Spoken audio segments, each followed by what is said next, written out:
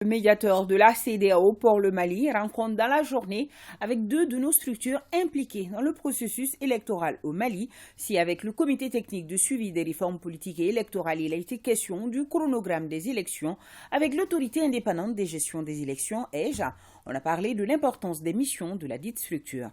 Reportage Mamari Kone. 4 membres du gouvernement rencontrent la délégation de la CEDEAO.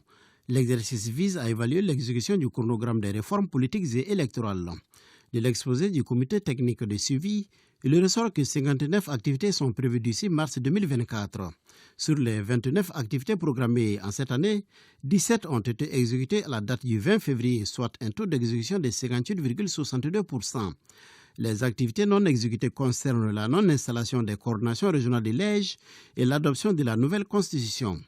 Je voudrais ici vous rassurer que le gouvernement est déterminé à suivre et accélérer la mise en œuvre des actions continues dans le chronogramme des réformes politiques et électorales.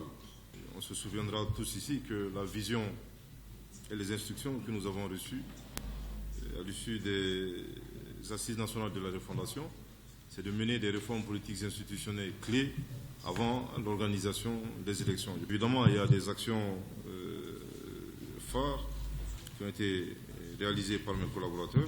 Il y a une commission chargée de la finalisation de l'avant-projet de la Constitution qui a été mise en place par le président de la transition et chef de l'État, son Excellence le colonel Assimi Goïta. Le médiateur de la CEDEAO pour le Mali salue les efforts consentis par les autorités de la transition et demande au gouvernement de maintenir ses caps. Nous sommes ici pour travailler avec vous pour l'intérêt supérieur des populations du pays. Nous ne sommes pas ici pour vous faire écoper d'un carton rouge ou d'un carton jaune. Non, ce n'est pas notre rôle. Nous sommes ici pour soutenir le pays, pour l'aider à se stabiliser du point de vue politique et du point de tous les autres points de vue. Les différents membres du gouvernement présents à la rencontre ont apporté des contributions sur certains aspects, comme les réformes, la mise en œuvre de l'accord de paix et la nouvelle loi électorale. Avec le collège de l'autorité indépendante de gestion des élections, EJ, les échanges ont porté sur les missions de cette structure chargée de l'organisation et de la gestion de l'ensemble du processus électoral. Nous mesurons l'importance de la mission qui nous a été confiée. Nous mesurons les difficultés auxquelles nous serons confrontés, très certainement. Il s'agissant d'un processus électoral, il s'agit d'une mise en œuvre de prérogatives légales dans une société qui a un besoin de démocratie, dans une société qui a un besoin de justice.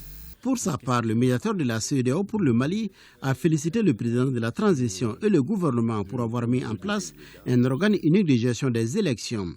La question de fusionner les 3 anciennes entités en une seule constitue un progrès louable. Et aujourd'hui, nous savons que vous avez été de manière formelle mise en place, installé et renvoyé à vos charges.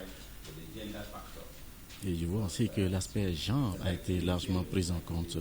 Nous sommes à une étape très très importante, très cruciale.